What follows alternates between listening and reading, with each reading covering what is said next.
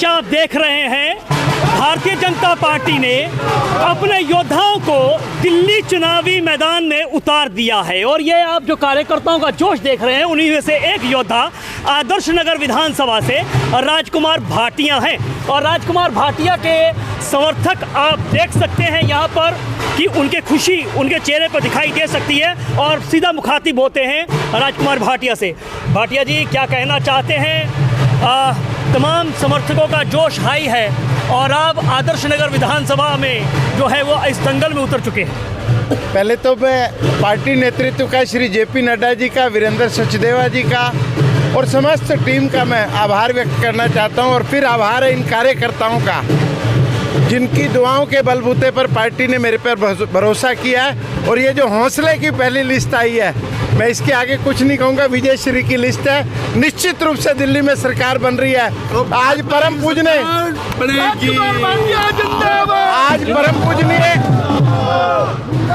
अटल जी की याद आ रही है। उन्होंने कहा था कि अंधेरा छटेगा, सूरज निकलेगा और कमल खिलेगा। कमल खिलेगा, दिल्ली में वनवास खत्म हो जा रहा है। और आदर्श नगर आज पहली लिस्ट में पहला नाम आया। इसी प्रकार विजय श्री की लिस्ट में भी पहला नाम आएगा। और वीरेंद्र सचदेवा जी की झोली में जो पहली सीट जाएगी वो आदर्श नगर की जाएगी। अटल जी की बात आज आपने इस मौके पर अटल जी की बात कही।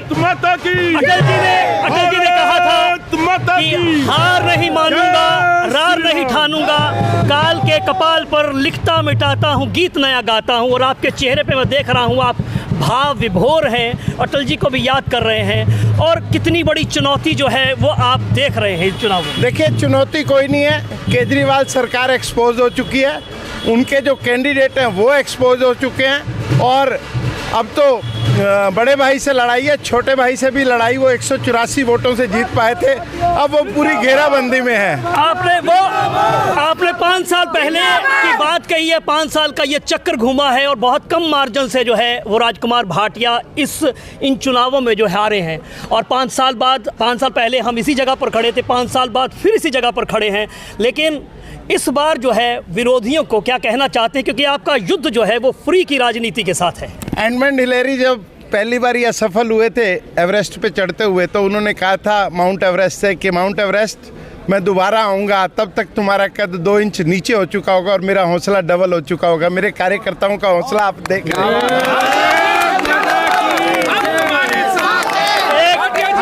हम हारने के बाद भी जनता के बीच में रहे थे, अपने कार्यकर्ताओं के साथ रहे थे।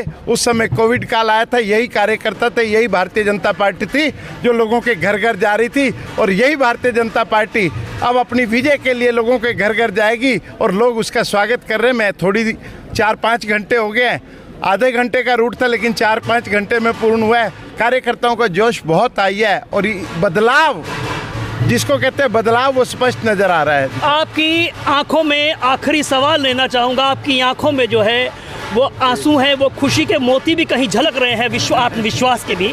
मैं पूछना चाहता हूँ भाटिया जी कि आपका मुकाबला, पिछली बार पवन शर्मा थे यहाँ पर चुनावी मैदान में, पवन शर्मा का टिकट काट दिया गया।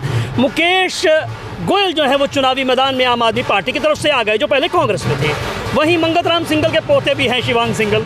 तो ये जो पूरा का पूरा मामला आप देख रहे हैं, आदर्श नगर के मतदाताओं को क्या संदेश आप देना चाहते हैं? और किस तरह से इस जो आप विजय श्री की बात कर रहे हैं, किस तरह से विजय श्री जो है वो पार्टी के झोली में आप डालेंगे? और आप देखिए, रामायण में राम जी के सामने मारीच भी था, बाली भी था, रावण भी था, लेकिन राम जी का बेड़ा पार हुआ था। हमारा बेड़ा भी राम जी पार करेंगे, क्योंकि जय श्री राम हमारे साथ हैं।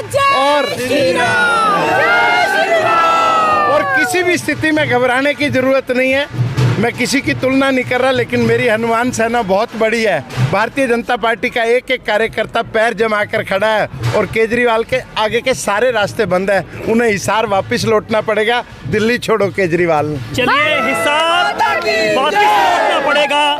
राजकुमार भाटिया का आत्मविश्वास जो है वो बढ़ा हुआ है। उनका कहना है कि इस बार जो है वो जीत, इसको लेकर वो विश्वस्त है। संदीप शर्मा।